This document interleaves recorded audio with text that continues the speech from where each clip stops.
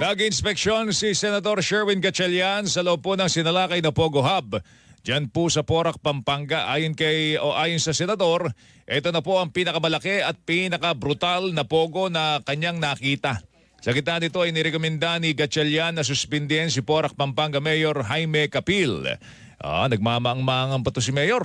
Kanya malinaw na nagkaroon po ng kapabayaan sa panig po ni Capil dahil hinayaan niyang mag-operate sa kanyang bayan ng illegal na Pogo Hub.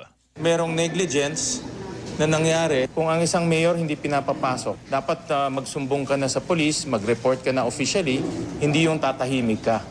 Dahil kung tumahimik ka, para ka nang kasama doon sa mga krimen na nangyari. Yun o. Tinig po ni Senator Sherwin Gatchalian po yan. Yung sin of omission. Mas malala po yun sa sin of commission. Sinabi naman ng abogado ni Mayor Capil na sasagutin na lamang nila ito sa